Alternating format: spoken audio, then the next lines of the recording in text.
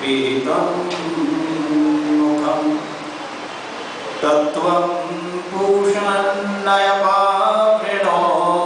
सत्यधर्माय दृष्टये। ॐ यात्मना परदा यस्य विश्व उपासते प्रशिशं यस्य देवाः यस्य छायामृतं यस्य मृत्युः तस्मै देवाय हविषा विधेम।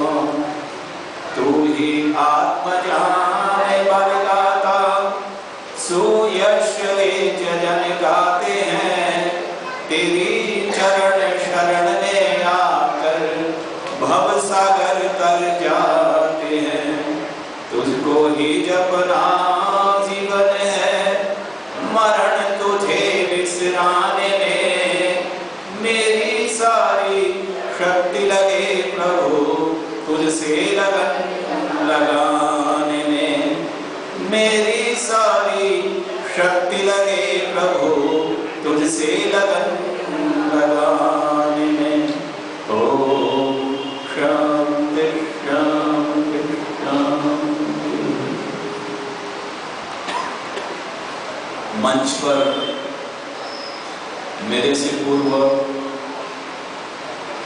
जिन्होंने बहुत सुंदर गीतों की प्रस्तुति दी, मेरे बहुत सन्निकट प्रिय श्री दिनेश पथिक जी, स्थानीय आर्य समाज के सुयोग्य धर्माचार्य ओमवेल शास्त्री जी,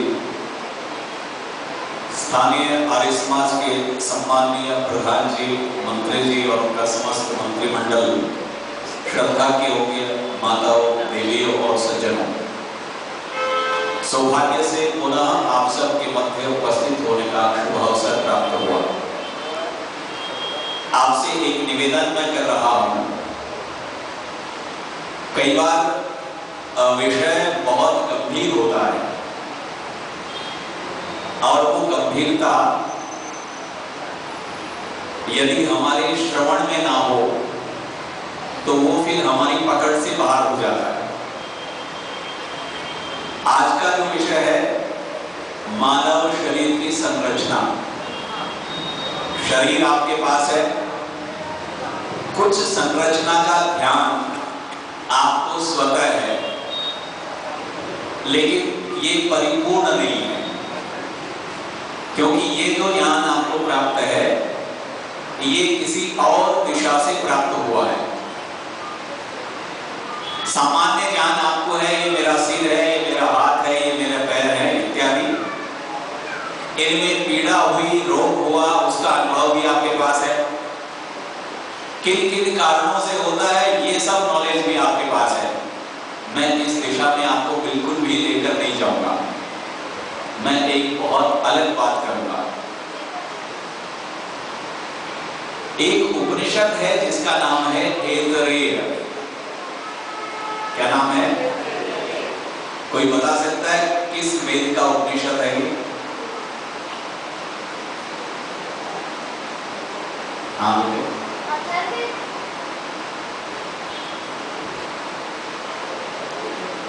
इसका अभिप्राय है कि हम संभवतः स्वाध्याय क्रम में नहीं है। तो मैं आपको बता देता हूं, ये ऋग्वेदीय उपनिषद है और उस उपनिषद में चर्चा की। वह उपनिषद कहता है, आप सामान्यतः सोचते होंगे कि ये शरीर ऐसे ही बन गया होगा, लेकिन जब आप उसको पढ़ेंगे और उसकी गहराई पर चिंतन करेंगे तो आप आश्चर्यचकित हो जाएंगे। ऐसे बना हमारा शरीर, इतनी विचित्र बातें। तो ऐतरेय उपनिषद में प्रारंभ किया गया, आत्मा वा इदमेक एवात्र आसीत् नान्यत् किंचन विशत्। आत्मा वा इदमेक एवात्र आसीत्, आत्मा ही केवल उस समय थी। ये प्रलय अवस्था के बात की जा रही, जब प्रलय हुई उस समय की बात की जा रही। उस समय केवल नान्यत किंचन विशद, जो पलके झपकाना, विशद पलके झपकाने वाला कोई भी नहीं था। केवल आत्मा व इद्वेक एवाग्र आसीत्, केवल एक ही आत्मा, यहाँ परमात्मा का संबोधन है कि केवल परमात्मा ही था। वह कभी मूर्छित नहीं होता, वह अपनी पहले जैसी अवस्था में था। लेकिन हम, जीव का नाश तो होता नहीं, तो हमारी क्या स्थिति थी प्रलय में? हमारी स्थिति थी, हम थे तो जिंदा। जैसे रात्रि में आप सब हो जिंदा, लेकिन होते कैसे हो? मूर्छित। प्रलय अवस्था में भी हम ऐसी अवस्था में, कोई पलके झपकाने वाला नहीं था। अब मैं इस बात को आगे बढ़ा रहा हूं। परमात्मा ने तब ऐसी स्थिति में परमात्मा ने सोचा, स लोकान् सृजा इति, कि मुझे लोक रचने चाहिए। स ईक्षत, परमात्मा ने इच्छा की। आप कहेंगे परमात्मा भी इच्छा करता है क्या? जैसे आपको इच्छा होती है, क्या परमात्मा भी इच्छा करता है? नैमित्तिक है या स्वाभाविक? एक होता है किसी निमित्त से इच्छा करना। जैसे यहां बच्चे आए, बच्चों की इच्छा ना होकर भी किसी कारण से बुलाया गया, ये हुई नैमित्तिक, किसी निमित्त से। पिता लेकर आए, भाई लेकर आए, बहुत सारे लोग आर्य समाज में सत्संग सुनने आए, ऐसा नहीं, किसी और कारण से भी आ जाते हैं। निमित्त से आना। परमात्मा नैमित्तिक भाव से इच्छा नहीं करता, स्वाभाविक, उसमें स्वाभाविक गुण है ये। स ईक्षत, उसने इच्छा की कि अब मुझे लोक रचने चाहिए, और उसने लोक रचे। कौन कौन से लोक रचे? 4 लोगों की रचना की। अंबस, मरीचि, मल, आप, 4 प्रकार के लोगों की रचना की। आपने नाम सुने ये जो मैं बोल रहा हूं आज? अंबस, मरीचि, मर, आप, ये 4 लोक रचे। अंबस जो दिव्यलोक है, सबसे ऊपर, सबसे पहले परमात्मा ने उसको रचा। मरीचि, मरीचि किरणों को कहते हैं, जहां से किरणों का आवागमन होता है, अंतरिक्ष। और मर, जहां पर मरण धर्मा लोग रहते हैं, अर्थात पृथ्वी। और आपह का मतलब जल। परमपिता परमात्मा ने ये 4 चीजें रची, 4 चीजों को सबसे पहले रचा। इसीलिए हम जब शांति पाठ पढ़ते हैं तो क्या क्रम होता है? द्यौ शांति, अंतरिक्ष शांति, पृथ्वी शांति, राप, जो मैंने बताया यही। अब मैं निवेदन कर रहा हूं कि परमात्मा ने जब रचना इनकी कर दी, अर्थात देव आदि प्रकाशित लोग, अग्नि, जल, वायु, ये सब बन गए, तो इनको हम क्या मानते हैं? देव। क्या मानते हैं इनको? देवता। ये देव है, ये देव रच दिए परमात्मा ने। फिर देव कहने लगे हमें घर भी तो दो रहने के लिए। मेरी बात समझ रहे हैं?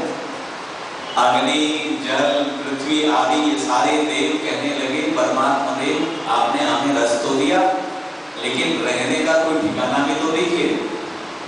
तो सबसे पहले परमात्मा ने गाय का एक शरीर प्रस्तुत किया देवताओं के सामने। तो देवताओं ने कहा कि ये हमारे लिए उपयोगी नहीं है, हमारा इसमें काम नहीं चलेगा। पश्चात एक घोड़े का शरीर लेकर आए, तो देवता कहने लगे इसमें भी हमारा कार्य पूर्ण नहीं होगा। उसके पश्चात पुरुष का शरीर लेकर आए, और तब देवताओं का खुशी का ठिकाना नहीं रहा, और सब उछलने लगे कि ये हमारे लिए बहुत उपयुक्त है। तो परमात्मा ने कहा फिर ये उपयुक्त है तो इसमें अपना अपना स्थान ढूंढ लो। तो सारे जितने भी देवता हैं इस शरीर में प्रवेश कर गए। आप जब इस गहराई में जाएंगे, और बहुत सुंदर चर्चा है इसकी, ये सामान्य नहीं। सूर्य भी आ गया, चंद्रमा भी आ गया, आकाश भी आ गया, ये सारे जितने भी देव देवियां सब के सब इसमें प्रवेश हो गए। यहां तक मृत्यु भी शरीर में आ गई। कहते हैं ना, कोई कोई घुसपैठिया भी आ जाता है, तो मृत्यु भी आकर स्थान ले लिया। मृत्यु ने भी संभवतः कल या परसों हम पुरुष सूक्त की मंत्र पढ़ रहे थे, पुरुष सूक्त, और उसमें विराट पुरुष की चर्चा की। विराट, परमात्मा ने सबसे पहले क्या बनाया? एक विराट पुरुष बनाया। वो विराट पुरुष आलंकारिक है कि परमात्मा ने एक विराट पुरुष की संरचना की, और उस विराट पुरुष का मुख बना, मुख से वाणी बनी, वाणी से अग्नि बनी। ध्यान दीजिए मैं जो कहना चाह रहा हूं। विराट पुरुष को रचा, तो जैसे आपके हाथ पांव नाक आदि है, ऐसे उसके भी थे। उसका मुख बना, मुख से वाणी बनी, वाणी से अग्नि बनी। उसका नाक बना, नाक से प्राण बना, और प्राण से वायु बनी। उसके कान बने, कान से श्रोत बने, और श्रोत से दिशाएं बनी। उसकी त्वचा बनी, त्वचा पर लोम बने, लोम बाल जो होते, उससे औषधि वनस्पति बनी। ये विराट पुरुष की चर्चा हो रही है, और मैं आपको निवेदन कर रहा हूं, अब इसी विराट पुरुष के जो अग्नि बनी, वह अग्नि इस शरीर में कैसे प्रवेश करती है? अब वह विपरीत होकर आती है। अग्नि, ये जो सूर्य बना, ये सूर्य चक्षु बनकर आपकी आंखों में आ गया। और हम मंत्र पढ़ रहे थे, पुरुष सूक्त का मंत्र उठाकर देखो। और इतना ही नहीं, क्योंकि आज बच्चे बैठे हैं, तो मैं चाहूंगा एक बच्चा मंच पर आए, कोई जो डरता नहीं हो। हाँ, कुछ ऐसी बात नहीं होगी, आप इधर ऊपर आओ, इधर खड़े हो। पुरुष सूक्त में एक मंत्र हम पढ़ रहे थे, ब्राह्मणवासे मुखामासे बाहो राजन्याम कृत उरुतत यद्वस्य फलभ्याम शूद्रो अजायत। एक मंत्र हम पढ़ रहे थे। तो इस शरीर में ब्राह्मण भी, क्षत्रिय भी, वैश्य भी, शूद्र भी। तो मैं आपको निवेदन कर रहा हूं, डंडे से डरता तो नहीं बेटा? अच्छा ठीक है। तो मैं बताना चाहता हूं कि आप शरीर देखेंगे, सबसे ऊपर का जो हिस्सा है, यहां से लेके यहां तक, ये है ब्राह्मण। ठीक है, हाथ सीधे करो बेटा यहां, और यहां से लेकर यहां तक ये है क्षत्रिय, और यहां से यहां तक है ये वैश्य, और यहां से नीचे है शूद्र। ठीक है, आपका ये शरीर जो है, क्योंकि अभी हम पढ़ रहे थे मंत्रों में, क्योंकि ये बात हो रही है दर्शन की, हमारा जो वैदिक चिंतन है उसके आधार पर शरीर को सामान्य नहीं माना गया।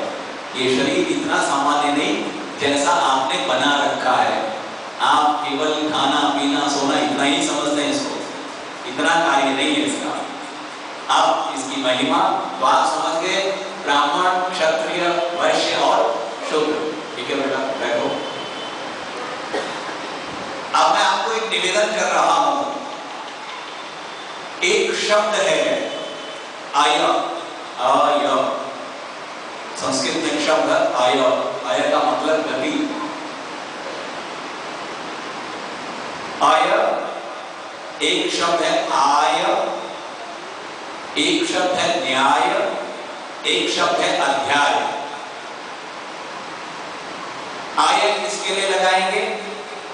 अब मैं इसको ऊपर से उल्टा करता हूं। अध्याय कौन करेगा? अध्याय ब्राह्मण का काम क्या है? अध्याय। क्षत्रिय का काम क्या है? न्याय। और वैश्य का काम क्या है? आय, इनकम।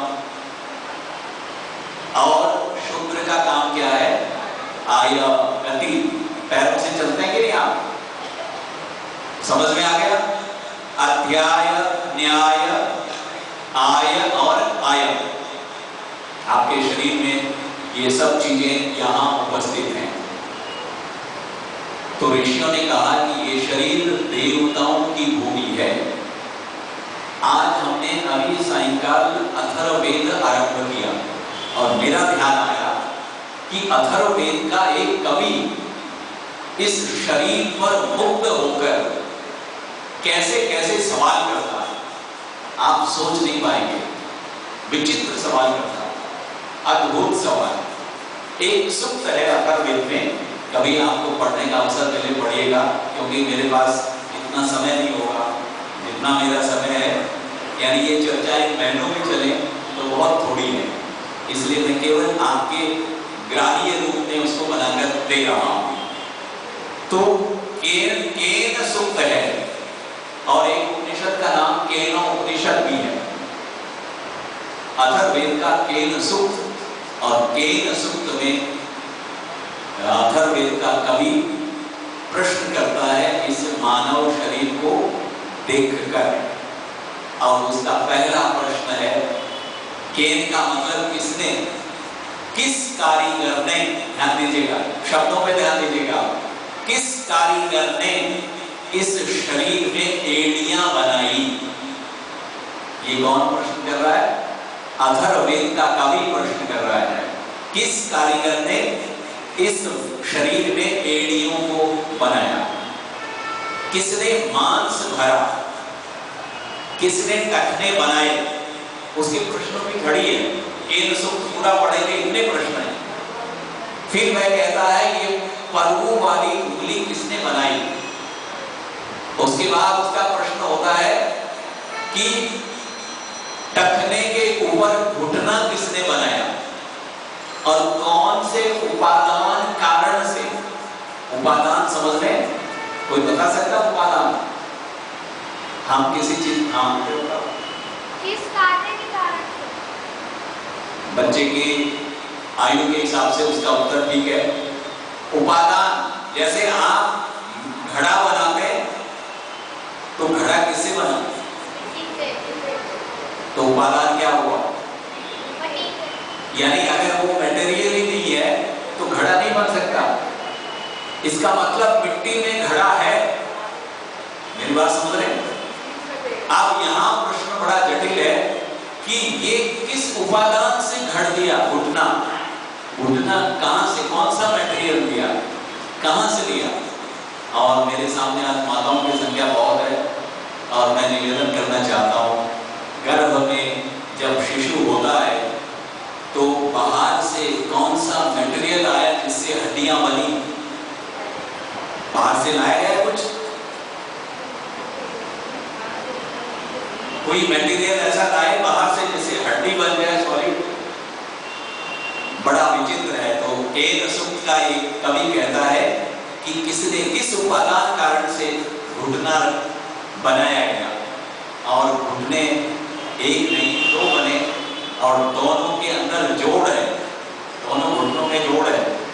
टखने भी नीचे देखते हैं, घूमते हैं। आपने नर कंकाल देखा होगा और उसके अंदर इसकी रचना अंदर देखी होगी, और कैसे कैसे इसको रचा गया, कैसे इसको बनाया गया। और फिर इतना ही नहीं कहता, वह कहता है कि ये घुटनों से ऊपर जब आप चलेंगे तो जंघाएं हैं, और जंघा और ऊपर ये जो भुजा है तो हमारी, ये धड़ कहलाता है, इतना हिस्सा बीच बीच का। तो कहा इस धड़ को 4 सिरों में, यानी 4 भाग हैं इसके, 2 जंघाओं के और 2 ये किसने इसको जोड़ दिया। यहाँ भुजाओं को जोड़ा और जंघाओं को जोड़ा, आप देखते हैं। और पथिक जी का ही एक बहुत अच्छा सा गीत है। पथिक जी संभवतः बहुत स्वाध्यायशील तो थे ही, और उन्होंने एक लाइन बनाई कि जोड़ों के बीच कोई कब्जा नहीं। आप देखें कहीं किसी भी जोड़ में आप देखना, कहीं भी देखना, या जंघाओं में या कोई कील पाती कुछ नहीं है। ये कैसे टिके हुए हैं, कैसे? क्या अचंभा नहीं होगा, विस्मित नहीं होंगे आप? और वह आगे प्रश्नों की झड़ी लगाता है, किसने इन भुजाओं में बल भर दिया,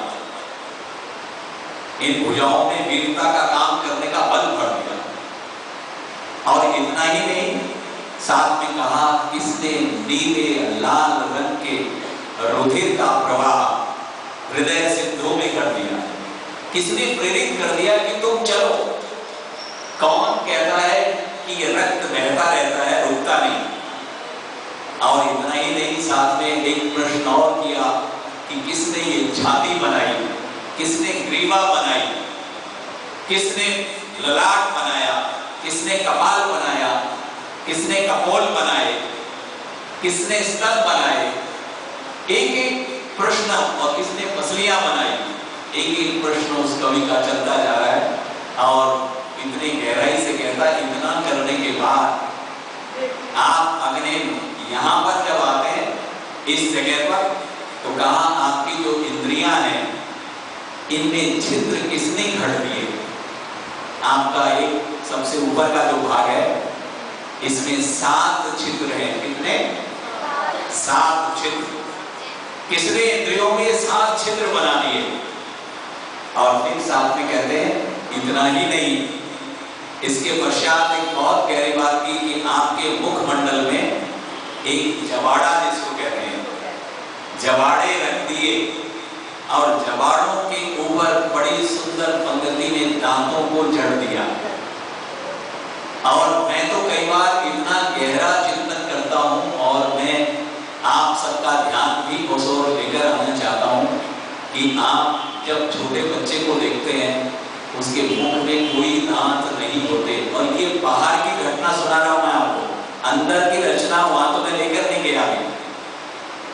अंदर की रचना बिल्कुल अलग है, लेकिन मैं बाहर की घटना बता रहा हूं कि एक छोटा बच्चा जब जन्म लेता है, उसके मुख में कोई दांत नहीं होता, लेकिन कुछ समय बाद उसके 1-2 दांत दिखने शुरू होते हैं।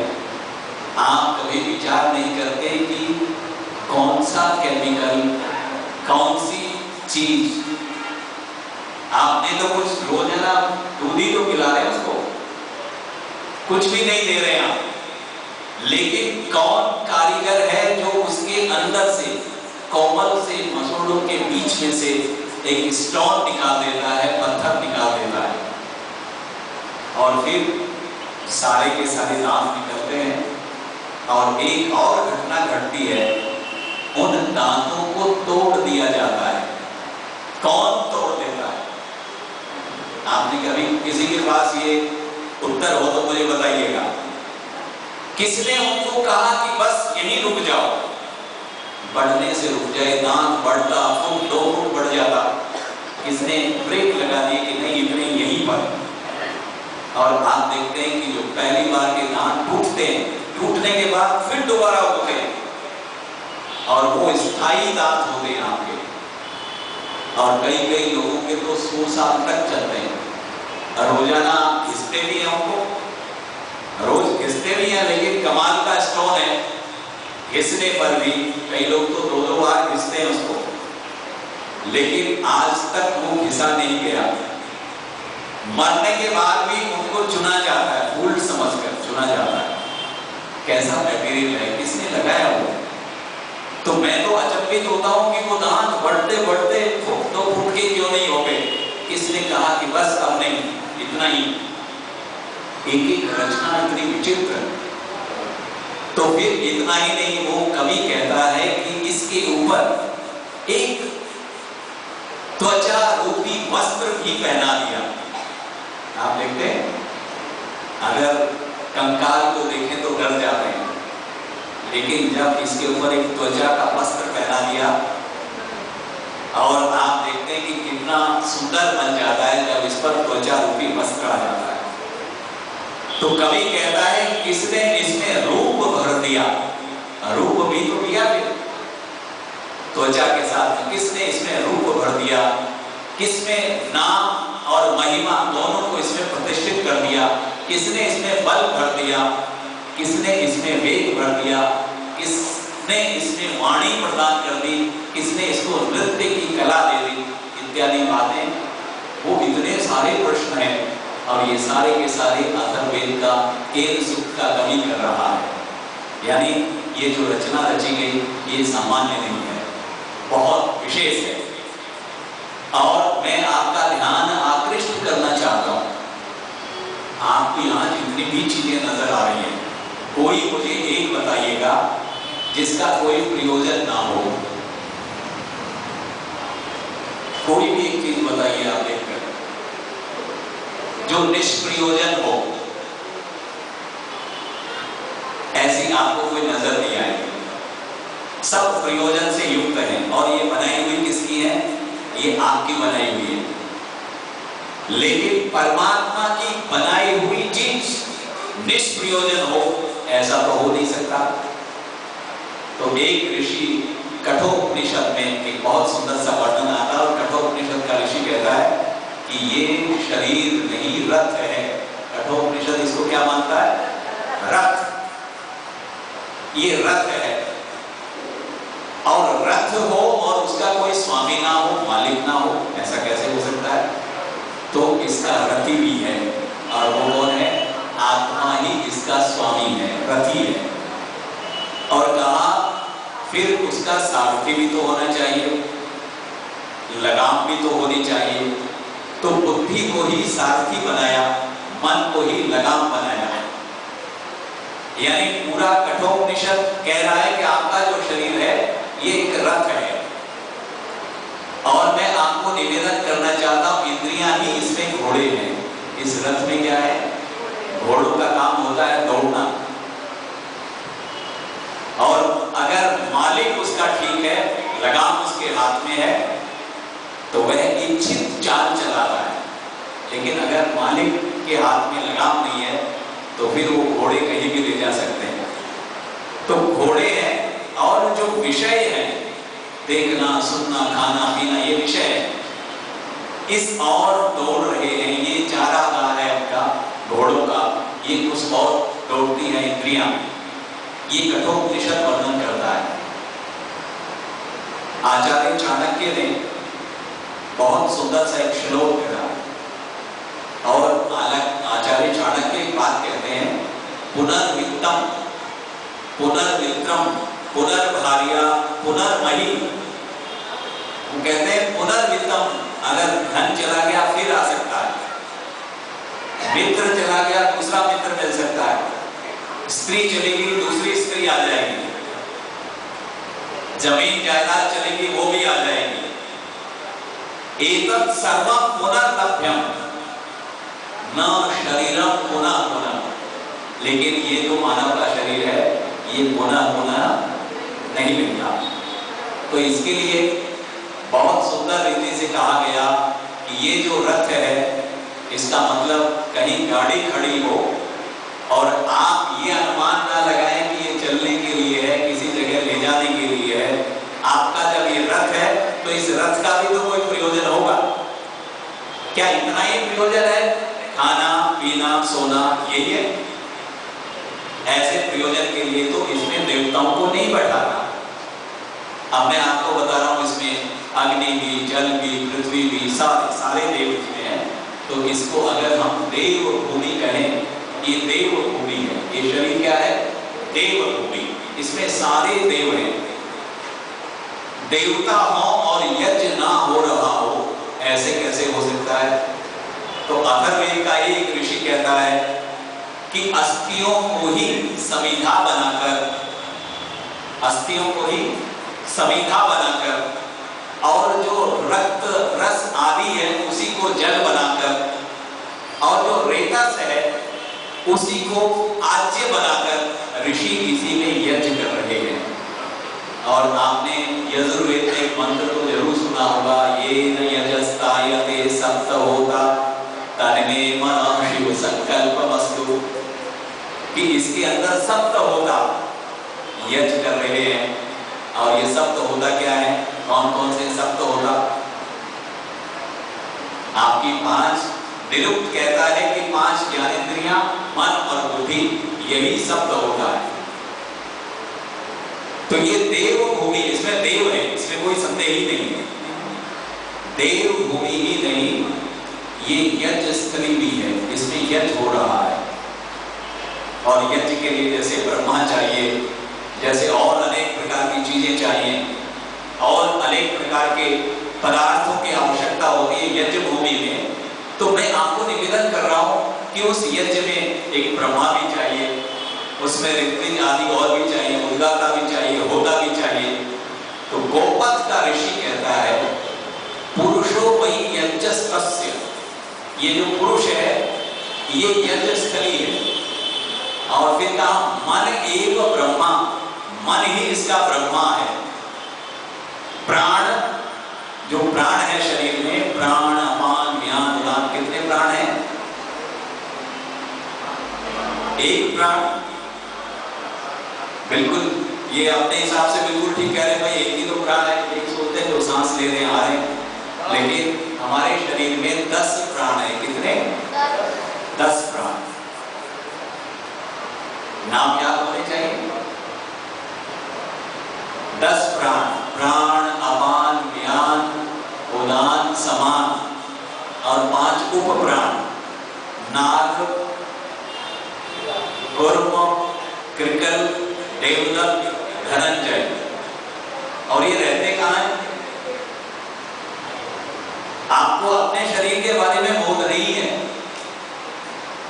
प्राण आपको प्राणी कहते हैं, लेकिन हम तो ये सोचते हैं कि ये जो सांस हो रहा है बस यही प्राण है। नहीं, ये प्राण नहीं है। आप जिससे प्राणों का काम क्या है? प्राण बाहर भी फेंकते हैं और अंदर भी ग्रहण करते हैं। एक है प्राण और एक है अपान। आपकी जो नाभि है, इस नाभि में काठक संकेता में कहा है कि इसमें 10 प्राण जैसे अरे जुड़े होते हैं, इस प्रकार से ये जुड़ा हुआ है। तो यहां पर मैं आपको निवेदन करूं कि आपके शरीर में जो प्राण है, ये प्राण अलग अलग काम करते हैं। तो प्राणों के लिए कहा प्राण उद्गाता, उद्गाता। जब आप बोलते हो तो बिना प्राणों की सहायता के नहीं बोला जाता। ये जो जीव है ना आपके मुंह में, कभी आपने ऐसा सुना कि आपकी जीभ बहुत लंबी हो गई? सुना है ऐसा? इसका मतलब समझ रहे हैं? जीभ वास्तव में लंबी है। अगर आप डॉक्टर के पास जाएंगे तो आपकी बीमारी कहां से दिखता है? जीभ देखते हैं हम। आयुर्वेद में भी हम जीभ देखकर लक्षण पहचानते हैं कि जीभ का कलर कैसा है। इसका मतलब इसकी जड़ कहां है? इसके 2 सिरे हैं। इसके 2 सिरे हैं, एक सिरा बाहर है और एक सिरा नाभि तक, यानी जीभ इतनी लंबी है। तो मैं आपको निवेदन कर रहा हूं और मैं आप सबसे ये कहना चाहता हूं कि परमपिता परमात्मा की ये जो रचना, इस रथ को जो रचा, इतनी विशेषताएं डाली, इसके अंदर सारे देवता बैठाए और विचित्र तरीके से इसको रचा।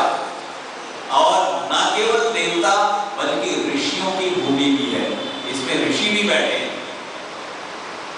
तो मैं एक निवेदन कर रहा था और उस निवेदन में मैंने कहा मन एव ब्रह्मा पुरुषो वै यज्ञस्तस्य, मन एव ब्रह्मा प्राण उद्गाता अपान प्रतिहर्ता चक्षुर्ध्वनियो वाग होता आत्मा यजमान।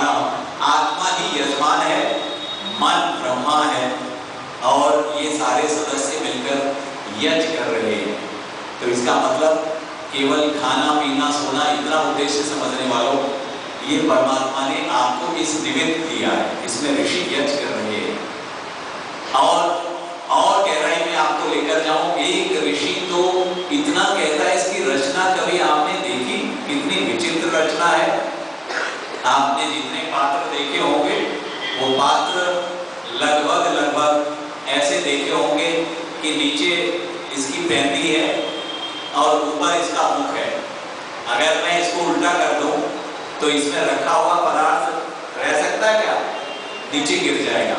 लेकिन मैं आपको एक ऐसा पात्र बता रहा हूं जिसकी पैदी ऊपर की तरफ है और मुख नीचे की तरफ है और उसके अंदर यश भरा हुआ है, फिर भी वो गिरता नहीं है। और ये मैं अपने शब्दों में नहीं कह रहा हूं, मैं वेद की बात कर रहा हूं। वेद ने कहा अर्वाग बिल चमस ऊर्ध्व उद्नम यस्मिन यशो निहितम विश्व रूपम। अथर्ववेद में कहा अर्वाग बिल चमस, बिल कहते हैं छिद्र को, अर्वाग बिल, बिल नीचे की तरफ है। ये जितने आपके इंद्रियां हैं, मेरी बात समझ रहे हैं? किसी मुंडन कराए हुए आदमी की कल्पना कर लीजिए। किसी आदमी ने मुंडन कराया तो जैसे लोटा होता है, ऐसी कल्पना कर लीजिए कि जैसे लोटा रखा हुआ है और ये जितने भी छेद हैं इंद्रियों के, ये सब के सब नीचे हैं। तो ये जो सिर रूपी पात्र आपका रखा हुआ है, ये पैदा इसका ऊपर की तरफ है और मुख छिद्र जो है वो सारे के सारे नीचे की तरफ है। और वेद कहता है यस्मिन निहितम विश्व रूपम, विश्व का सारा ज्ञान, सारा अमृत कहां भरा हुआ है? आपका ये हिस्सा ना हो तो आप चाहे कुछ भी हो, कोई मतलब नहीं है, आपकी कोई वैल्यू नहीं है। यहां पूरा अमृत भरा हुआ है, इसलिए कहा विश्व का सारा ज्ञान इसी में भरा। लेकिन इतनी विचित्रता है कि बिल नीचे है और कभी वो बिखरता नहीं। क्या ऐसी रचना आपको आकर्षित नहीं करती? क्या प्रभावित नहीं करती? तो मैं आपको इस बात की ओर केंद्रित कर रहा हूं।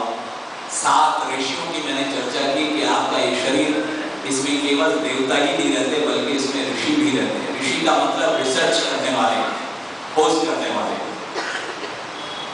अगर आपके शरीर में सप्तऋषि, आपने नाम सुना सप्तऋषि? आकाश में भी एक तारामंडल का नाम क्या है? किसने देखा? कुछ लोगों ने देखा, बच्चों ने देखा, बहुत अच्छी बात है। कहाँ है सप्तऋषि मंडल? आकाश में। किस तरफ होता है? कौन सी डायरेक्शन में? नॉर्थ स्टार के पास, नॉर्थ स्टार के बिल्कुल ठीक।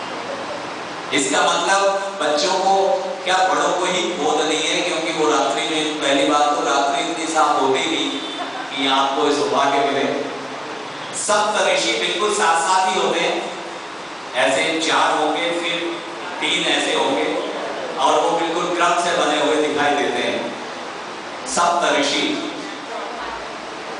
आपसे थोड़ी देर पहले पथिक जी बात कर रहे थे कि मैंने क्लास में पूछा कि कोई क्रांतिकारियों के नाम बताओ, कोई उसके नाम बताओ, लेकिन नहीं बता पाए।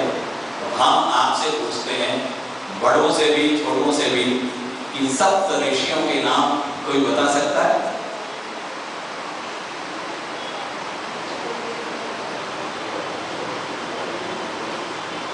क्या बात हुई? एक ऋषि भी नहीं?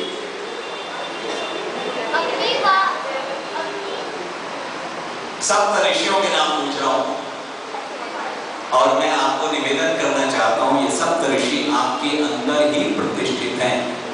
और ये बात मैं अपने घर से नहीं कह रहा हूं। आपने अगर वेद पढ़ा है तो वेद में ही एक मंत्र आता है, सप्त ऋषयः प्रतिहिता शरीरे सदम प्रमाणम। 7 ऋषि आपके अंदर प्रतिष्ठित है और बिना किसी प्रमाण के रक्षन्ति सदम प्रमाणम, आपकी रक्षा कर रहे हैं। आंख क्या करती बताइए? आपकी रक्षा करती कि नहीं? आंख ना हो, कोई अटैक करने आ जाए, कौन बचाए? समझ रहे? कान ना हो,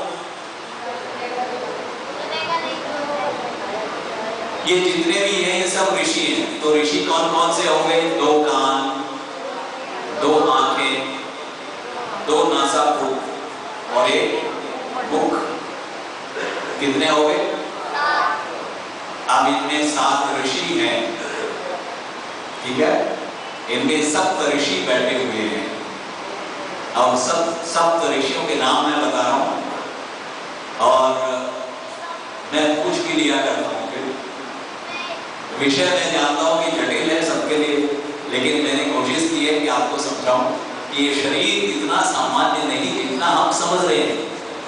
इस शरीर रूपी रथ का कोई प्रयोजन है और वो प्रयोजन इतना सामान्य नहीं है। और ऋग्वेद में तो इसका इतना गहरा वर्णन किया है और वहां का, हे कुमार, तू इस रथ पे बैठ तो गया है, लेकिन तुझे खुद को ही बोध नहीं है कि इस रथ को कहां ले जाना है। ये हमारी स्थिति ऐसी तो है, हमें इस रथ पे बैठ तो गए हैं, तो ठीक स्थिति ये बन गई है कि कोई रथ पर बैठा हुआ लेकिन उसको ये पता नहीं इसको ले जाना कहां है। ऐसी स्थिति आज हमारी है। इस शरीर रूपी रथ को पाकर इससे क्या करना, किस दिशा में ले जाना, किस और दौड़ना, ये अगर हमें नहीं पता तो हमारी स्थिति तो वही है। इसलिए मैं आपको निवेदन कर रहा हूं, सप्त ऋषि सप्त ऋषयः प्रतिहिता शरीरे सप्त रक्षन्ति सदम प्रमादम, ये बराबर आपकी रक्षा करते हैं।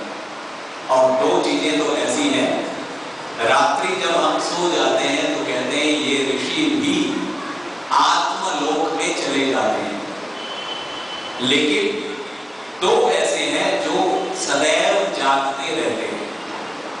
क्या क्या बताओ? बच्चे ठीक कह रहे हैं कि एक तो यहाँ का ये काम चलता रहता है, बिल्कुल ठीक पकड़ा है इन्होंने। आपका श्वास चलता रहता है चाहे आप सो जाए। इसका मतलब एक प्राण और दूसरी आत्मा। आत्मा और प्राण ये 2 पहरेदार तो आपके बराबर रहते हैं और जिस दिन ये निकल गए फिर उस दिन सब कुछ निकल जाता है। समझ गए? इसका मतलब प्राण ना हो तो कुछ नहीं हो सकता। और ये जिस दिन आता है प्राण, पौराणिक लोगों के यहाँ प्राण प्रतिष्ठा होती है, नाम सुना होगा प्राण प्रतिष्ठा। लेकिन मैं आपको निवेदन करना चाहता हूं, यहां प्राणों की प्रतिष्ठा होती है। आपके अंदर परमात्मा प्राणों की प्रतिष्ठा करता है और जब प्राणों की प्रतिष्ठा हो जाती है तो फिर मेरी आंख काम करना शुरू कर देती है, मेरे कान सुनना शुरू कर देते हैं, मेरे सारे शरीर का जो व्यापार है वो इन प्राणों के कारण ही चल रहा है। इस जीव पर मैं कुछ रखता हूं, ये ग्रहण कर लेती है, ये प्राण का काम है। और जिसके प्राण निकल गए हों, कोई शव के मुंह में आप कोई पदार्थ रखकर देखना, क्या वो जाएगा? जबकि जीव तो है उसके पास, लेकिन क्या नहीं है? प्राण नहीं है। इसका मतलब ये जो काम कर रहा था खाने का पीने का, ये कौन कर रहा था? ये प्राण।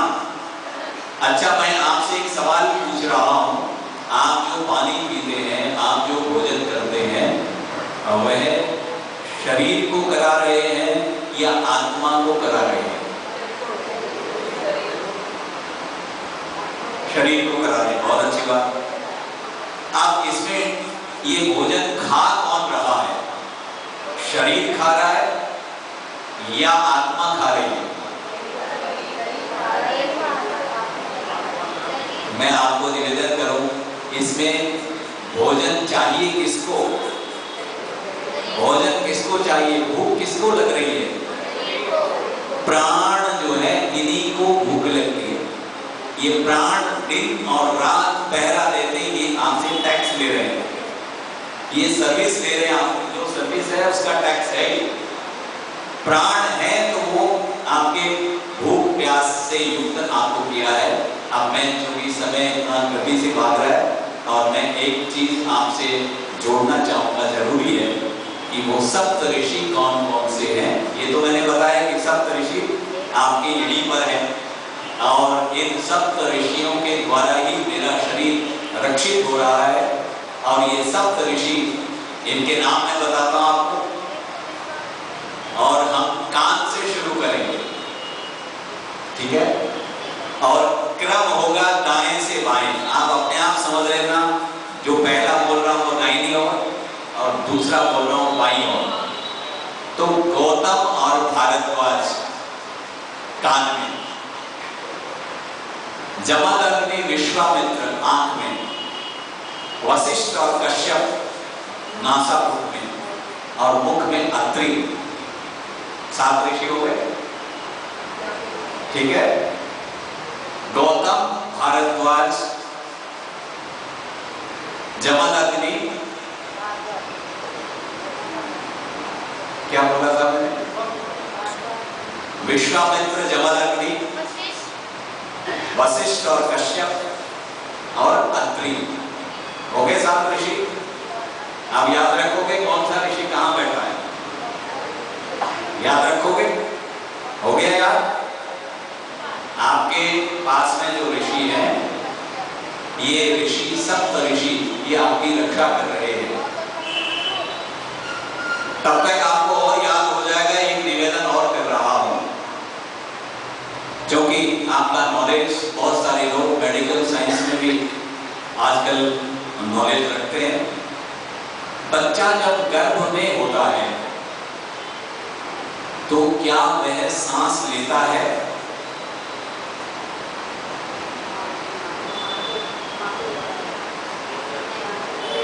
जल्दी बताइए।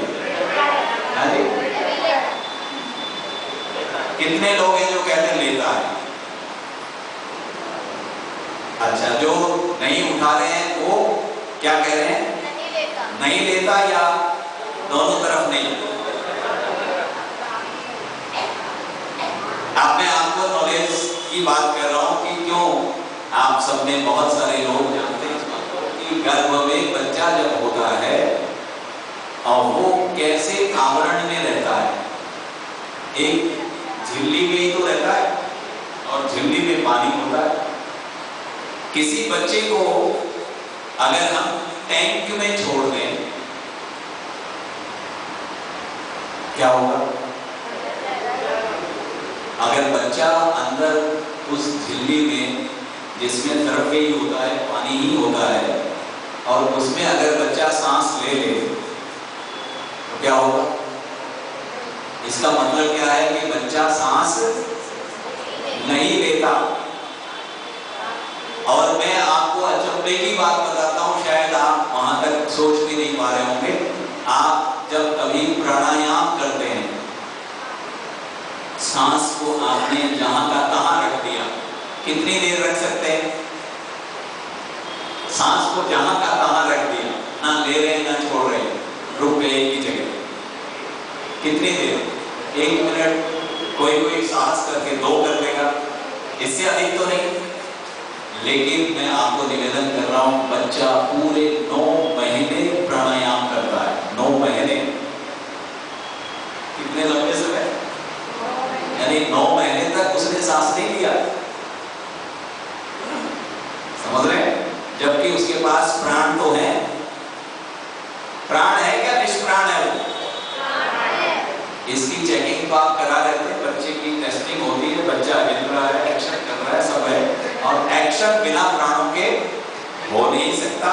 इसका मतलब प्राण तो है, लेकिन श्वास नहीं ले रहा। ये कमाल की बात है कि नहीं? और ये भी मैंने साबित कर दिया कि अगर लेगा तो अनिष्ट हो जाएगा। इसका मतलब बच्चा जब बाहर आता है तब वह पहला श्वास लेता है। समझ गया? क्या इतना सब? यानी इस पर बहुत कुछ बोला जाएगा, बहुत कुछ है। तो कहा, ऋग्वेद कहता है कि आपका ये रथ सामान्य रथ नहीं है, एक ईशा दंड पर टिका हुआ, बिना पहियों के, इसमें कोई पहिए नहीं लगे हुए, एक ईशा दंड पर। ये जो मेरुदंड है हमारी रीढ़ की हड्डी, इसी पर तो सब टिका हुआ ये रथ। आपने कभी लोहार की गाड़ी देखी हो?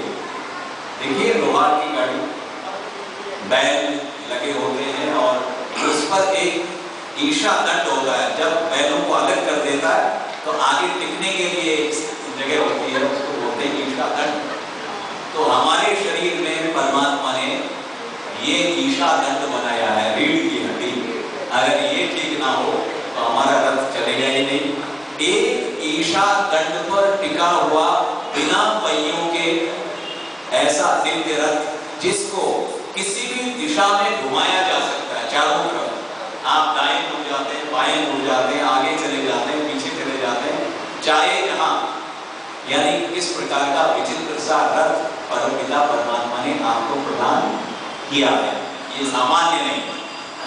इसलिए केन उपनिषद का वो ऋषि आपको कहता है किसने इसमें रेतस भर दिया जिससे ये अपनी प्रजा का विस्तार करता, रज और वीर्य जिसको कहते हैं, वो किसने प्रदान कर दिया जिससे आप अपने जैसा कोई और बना देते हैं। और आप आश्चर्य करेंगे, आप पेड़ पौधों के नाना प्रकार के बीजों को देखते हैं और उन बीजों में जैसे पीपल का ही सुबह हम गाना सुन रहे थे, पीपल के पत्ते ऊपर सुन रहे थे ना, पीपल का पेड़, उसका बीज कभी आपने देखा हो?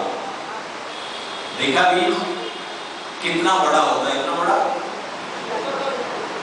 कितना सा, बिल्कुल राई से भी बारीक। उसमें एक पीपल छुपा हुआ है। मेरी बात समझ रहे हैं? उसमें एक पीपल छुपा हुआ है। आपके शरीर में जो रेतस भरा परमपिता परमात्मा ने, जिससे हम संतान उत्पन्न कर लेते हैं, कितना विचित्र है, कैसा उसने साधन दिया, कैसे हम प्रजातंत्र को विस्तार कर लेते हैं, बेटा पोता बढ़ते चले जाते हैं, कैसी रचना है, विचित्र रचना ईश्वर की। तो ये शरीर जिसको हम केवल खाने पीने की मशीन मान रहे हैं, ये इस उद्देश्य के लिए परमात्मा ने बिल्कुल नहीं दी है। आपका इसमें बौद्धिक बल, वाक शक्ति, आपकी जो विचारधारा है, आपका जो अभिमत है, उसको आप अपनी वाणी से दूसरे के सामने रख सकते हैं। मेरा कोई विचार है, मेरा कोई चिंतन है, अगर मेरे पास वाणी नहीं होती तो मैं कैसे उन विचारों को आपके सम्मुख रखता? तो आपके पास में कितनी बड़ी शक्ति ईश्वर ने दी है, इस वाणी से मैं अपनी बात को रख सकता हूं। और दूसरा, कहीं पर निर्णय लेना हो तो बुद्धि आपको दी है परमात्मा ने, आप इससे निर्णय कर सकते हैं। मनन करने के लिए मन दिया है। ऐसे दिव्य साधनों को आपके इस शरीर रूपी रथ में परमात्मा ने जड़ा है और हम केवल इसको खाने पीने आदि तक सीमित रख देते हैं। नाना प्रकार के रोगों से ग्रसित हो गए तो ऋग्वेद कहता है कि मैंने आपके लिए 2 ऐसे साधन दिए हैं जिससे, और वहां बड़ी उपमा के साथ कहा कि तेरे हे इंद्र, ये जो शरीर है ये इंद्र का शरीर है। इंद्र यहाँ आत्मा को कहा, जो इंद्रियों से युक्त है, इसलिए वहां आत्मा को कहा कि इंद्र तुम्हें एक दिव्य रथ दिया है और इस दिव्य रथ को खींचने के लिए एक बैल भी दिया है। आप कुछ पहेलियां सुन रहे थे पति जी से, मेरी भी ये पहेली है कि इस शरीर रूपी रथ को कौन सा बैल खींच रहा है। वेदों में बहुत सारी पहेलियां हैं। आप कहेंगे ऐसा तो हमें कोई बैल दिख नहीं रहा कुछ। अरे कोई तो खींच रहा है ना, आपको चलाता है, सब सारे एक्शन कर रहा है, कोई तो है। रथ हो और खींचने वाला ना हो, ये कैसे हो सकता है जी? आत्मा तो मालिक है उसका। कौन कह रहा है? प्राण। बहुत अच्छा, सही उत्तर दे रहे हो। प्राण रूपी बैल, जिसको अनडमान कहा, अनडमान रूपी बैल इस शरीर को खींच रहा है। कहा इस बैल का तुम ध्यान रखना, सावधान किया वहां, कहा इस बैल का ध्यान रखना, ये तुम्हारे इस दिव्य रथ को खींचने का काम करता है और इसके लिए ये बीमार ना पड़े, इसके लिए मैं तुम्हें 2 चीजें प्रदान कर रहा हूं, सूर्य और पृथ्वी। सूर्य और पृथ्वी तुम्हें दे रहा हूं ताकि तुम्हारा बैल अस्वस्थ ना हो। सूर्य से कितना कुछ मिलता है, जो सूर्य विज्ञान को जानते हैं, सूर्य विद्या को जानते हैं, सूर्य से नाना प्रकार के रोगों का निवारण हो जाता है। और पृथ्वी ये तो औषधि और वनस्पतियों से भरी पड़ी है। तो तुम्हारा ये रथ, इसको खींचने वाला बैल, ये अस्वस्थ ना हो, इसके लिए मैं तुम्हें ये दिव्य साधन प्रदान कर रहा हूँ। इसलिए मैं आपको निवेदन कर रहा हूँ, अथर्ववेद का जो ऋषि, उसके कितने सारे, मैंने तो कुछ एक प्रश्न रखे हैं, बाकी इतने सारे प्रश्न हैं। तो किसने इसको रूप से भर दिया, किसने त्वचा रूपी वस्त्र इस पर ढक दिया, और वस्त्र भी कितना अनुपम, कितना दिव्य। आप छोटा बच्चा अगर है, उसके लिए कपड़ा खरीदने जाते हैं और 1 साल बाद वो कपड़ा फिर छोटा हो जाता है, लेकिन आपको ये वस्त्र पहनाया, छोटे बच्चे को पहनाया, आप बड़े हो गए, आप 6 फीट के हो गए, लेकिन क्या चेंज किया इसको? कोई आपको खिंचाव लग रहा है कहीं? ये अपने आप छोटे के लिए छोटे की तरह, बड़े के लिए बड़े की तरह अनुपम तरीके से इसको रचा गया है। तो ऐसे रचनाकार को, ऐसे कारीगर को बारंबार हमें नमन करना चाहिए कि नहीं? अथर्ववेद का ऋषि यही कहना चाहता है कि ऐसे कारीगर को मैं पूछना चाहता हूँ, कौन कारीगर है? वो कारीगर कोई और नहीं, जिसकी रचना ना कोई मटेरियल, ना कोई हथौड़ा, ना कोई छेनी, ना कोई कहीं से कुछ नहीं, परमात्मा के रचे हुए पदार्थों में और हमारे रचे हुए पदार्थों में अगर अंतर करेंगे तो केवल और केवल एक है, परमात्मा अंदर से रचता है, अंदर बैठकर, और हम बाहर।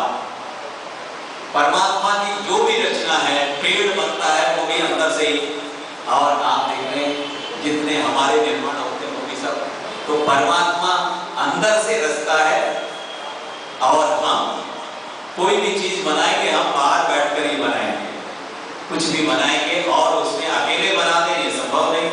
हमें बहुत सारा साधन लाना पड़ेगा, बहुत सारे लोगों से राय लेनी पड़ेगी, बहुत सारा मैकेनिज्म चाहिए, बहुत सारा मैन पावर चाहिए। परमात्मा को किसी भी चीज की कोई आवश्यकता नहीं। और एक विशेष प्रश्न किया कि किसने इसकी आयु निर्धारित कर दी? ये किसने रख दिया कि इसकी निश्चित आयु भी बना दी कि इतने दिन चलेगा, इसकी एक्सपायरी डेट भी तो बनाया तो फिर इसके बाद ये नहीं चलेगा। लेकिन ऋषियों ने कहा, छांदोग्य उपनिषद का एक ऋषि कहता है कि प्रातः काल का सवन 24 वर्ष का जो समय है वो प्रातः सवन है, 44 वर्ष का जो समय है वो मध्याह्न सवन है, और 48 वर्ष का जो काल है वो सायं सवन है। तो 24, 44, 48 कितने वर्ष हुए?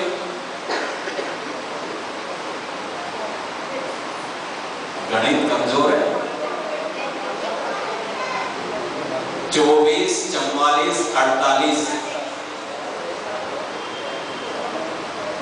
116।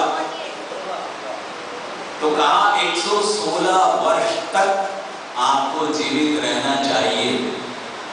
116 वर्ष, 3 सवन बताए, प्रातः, मध्यम और सायं। परमात्मा की बनाई हुई वस्तु को ठीक प्रकार से समझकर अगर आप ऐसे चलेंगे तो फिर आप 116 वर्ष तक ठीक प्रकार से चल सकते हैं, ऐसा हमारे ऋषि कहते हैं। क्योंकि समय संकेत कर रहा है, विषय तो अलग है बिल्कुल, और मैंने कोशिश की ताकि आपको साधारणतः समझ में आए। कठिन विषय, जटिल विषय होता है, और कई जटिलताएं तो मैंने जानबूझकर प्रकट नहीं की कि कहीं आप विषयांतर ना हो जाए, इसलिए मैंने कोशिश की। लेकिन आपके मन में ये भावना जरूर बैठाना चाहता था, और उसमें मैं सफल भी हुआ हूँ कि आप इस शरीर को सामान्य ना माने। देव भूमि है, ऋषि भूमि है, और ये यज्ञस्थली है। पुरुषो वै यज्ञस्तस्य मन एव ब्रह्मा, यहाँ मन ही ब्रह्मा है, आत्मा यजमान है और आत्मा ही यजमान है। इन्हीं के साथ बहुत सारी शुभकामनाएं, मंगल कामनाएं। ओम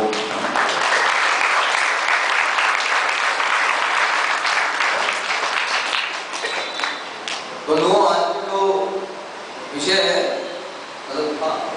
बड़ा गूढ़ था, और मुझे लगता है कि सबको ना डायरी और पेन लेके आना चाहिए थे।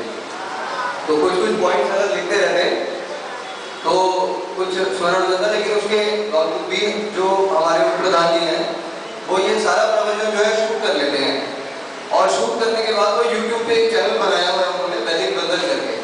वो उसमें सारे के सारे प्रवचन वहाँ पे अपलोड कर देते हैं।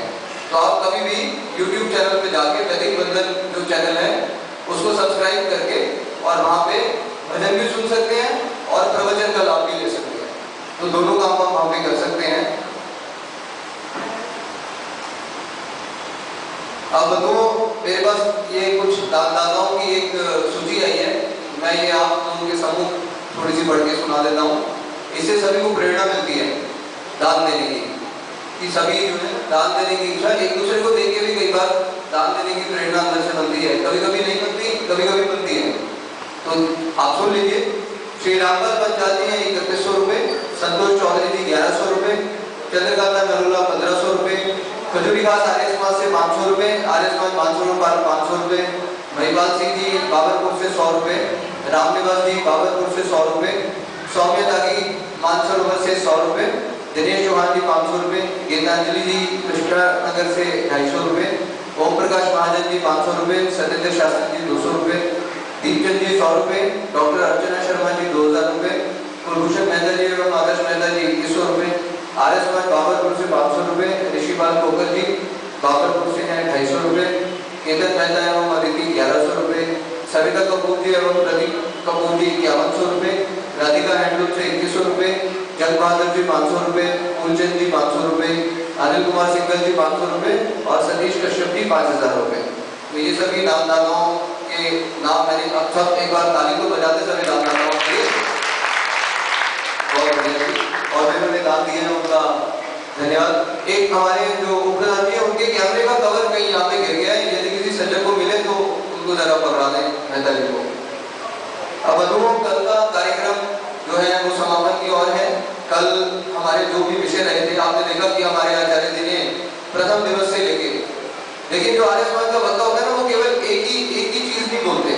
आर्य समाज के जो वक्ता होते हैं वो आपको विभिन्न विषयों के ऊपर में प्रकाश डाल सकते हैं, आपको बता सकते हैं, आपकी शंकाओं का समाधान कर सकते हैं। पहला हमारा विषय था आर्य समाज के नियम, तो उसके ऊपर आचार्य जी ने प्रकाश डाला। कल का हमारा था गृहस्थ आश्रम के सूत्र, उस पर भी आपने सुना। और आज देखिए मनुष्य के शरीर की संरचना, इसको वैज्ञानिक दृष्टिकोण के अंदर में आध्यात्मिक दृष्टिकोण को किस प्रकार समाहित किया है वो आप समझिए कि वो कितनी कुशलता से उन्होंने आपके समूह रखा है। कुछ समझ आया होगा, कुछ ऊपर से भी गया होगा, ऐसा नहीं है कि सारी बातें समझ आ गई, क्योंकि स्वाध्याय हम लोगों का बहुत न्यून है, हम लोग करते नहीं है स्वाध्याय, तो स्वाध्याय ना करने की वजह से हमें ये सब परेशानियों का सामना करना पड़ता है।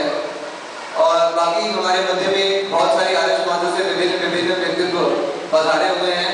हमारे यशपाल शर्मा जी बैठे हुए हैं आर्य समाज कृष्णा नगर से, अभिमन्यु चावला जी तो रोज ही आते हैं। और मतलब स्वास्थ्य जो है वो थोड़ा सा गड़बड़ भी रहता है, लेकिन उसके बावजूद भी उनकी उपस्थिति जो है वो प्रतिदिन यहाँ पर है, प्रातःकालीन सत्र में भी और सायकालीन सत्र में भी। बाबरपुर से आए हुए हैं कोकर जी, विचित्रा वीर जी आर्य समाज मानसरोवर से आई हुई है, पूर्णचंद जी आए हुए हैं, शिव कुमार ग्रोवर जी आए हुए हैं योजना बिहार से, और पीछे रजनीश जी बैठे हुए हैं, अनिल भगत जी अभी नजर आ रहे थे, मुझे लगता है चले गए, देवेंद्र जी भी नजर आ रहे थे आर्य समाज आनंद बिहार से। अच्छा वो यही पे बैठे हैं हमारे पुरोहित, बहुत सुयोग के पुरोहित है, अभी भी बहुत सुंदर कार्यक्रम उन्होंने आर्य समाज आनंद बिहार में करवाया था। पीछे हमारे रजनीश जी बैठे हुए हैं आर्य समाज नवीन छात्रा के, अरुण यादव जी बैठे हुए हैं। अगर मैं किसी का नाम भूल जाऊं तो कृपया आप जो है उसको ऐसे नहीं लीजिएगा, मतलब ऐसा हो सकता है कि इतने सारे लोगों में मैं किसी का नाम लेना भूल जाऊं। टंडन जी आए हुए हैं हमारे मध्य में, आप सभी की उपस्थिति को नमन करते हुए मैं आप सभी का स्वागत करता हूँ, हृदय की गहराइयों से आभार व्यक्त करता हूँ। अब यहाँ का सत्र हम यही समाप्त करते हैं। कल का कार्यक्रम थोड़ा सा रोचक रहेगा, एक नाटिका भी रहेगी, तो सब आप जो है लेके आए, क्योंकि आर्य समाज के द्वारा कुरीतियों के ऊपर बहुत सारे प्रकल्प चलाए जाते हैं। तो उसी एक जो प्रकल्प और जो आपको संदेश भी मिलेगा उस नाटिका में, तो आए और उस नाटिका का भी आनंद लें। तो कल का कार्यक्रम थोड़ा रोचक होगा, तो अपने बच्चों को, अपने मित्रों को और घर के सभी सदस्यों को लेके, क्योंकि आपका प्रातः राष्ट्र और भोजन दोनों की व्यवस्था होने के लिए तो निश्चित होके आए, कोई समस्या आपको आएगी नहीं उसके अंदर। अब आचार्य जी जो है वो शांति पाठ कराएंगे, उसके पश्चात आज की सभा का विसर्जन और रात्रि भोज जो है सभी के लिए तैयार है, सभी भोजन अवश्य करके जाएं। अब शास्त्री जी शांति आइए सभी मिलकर के शांति पाठ करेंगे।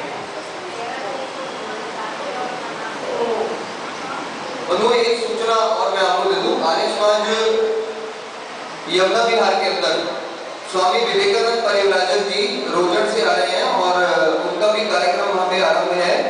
आध्यात्मिक शिविर रहेगा वहाँ पे 4 दिवसीय 20 अप्रैल से 23 अप्रैल तक। तो जो सज्जन जो है आनंद लेना चाहें, विवेकानंद परिव्राजक जी जो है वो भी बहुत अच्छे ओजस्वी वक्ता है, गुरुकुल रोजड़ से हैं, गुजरात से। तो जो भी वहाँ पे जाकर के आनंद लेना चाहें वो उस कार्यक्रम में अवश्य सम्मिलित हो।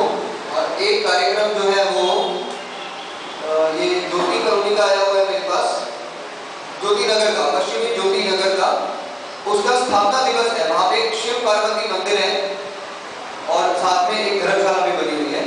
तो उसका जो कार्य है वो हमारे प्रधान जी के हाथ में है, हमारे जैनी जी के हाथ में। तो सर्वे सर्वा उस धर्मशाला के हमारे प्रधान जी हैं।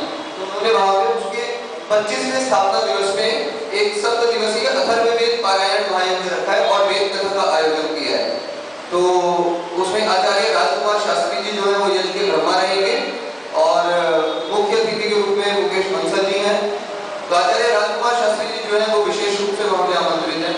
तो आप आए और इस कार्यक्रम का भी लाभ उठाएं। ये 1 मई से और 7 मई तक चलेगा।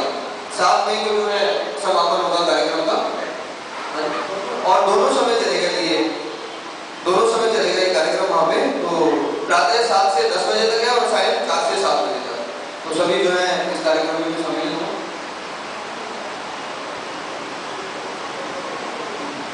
और हो सकता है कि कुछ दाताओं के नाम मेरे पास ना आए हो, तो वो ऐसा ना समझे कि उनके नाम को हमने यहाँ से संबोधित नहीं किया है।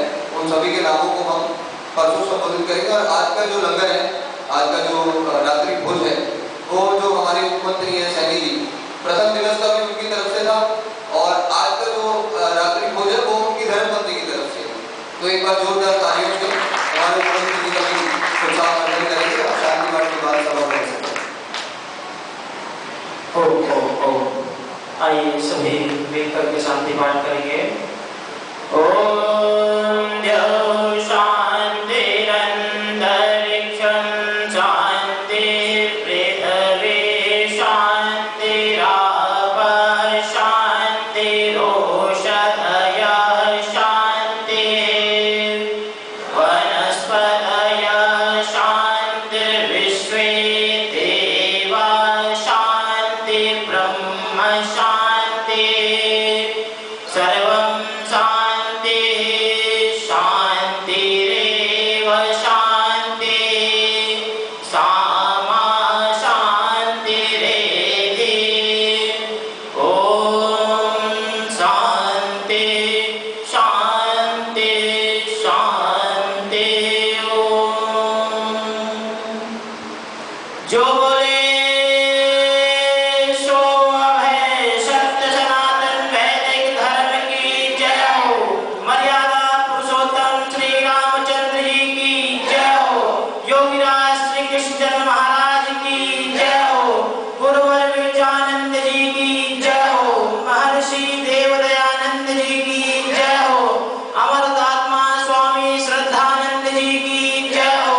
भारत माता की जय हो।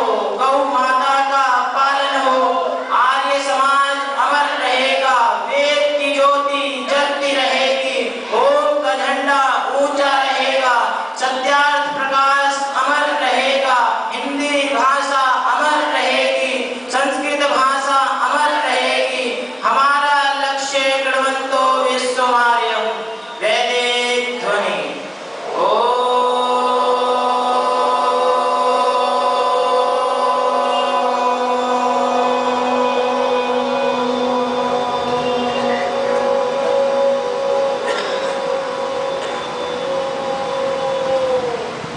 वैदिक अभिवादन। सभी को सादर नमस्ते जी। सदा रहो हंसते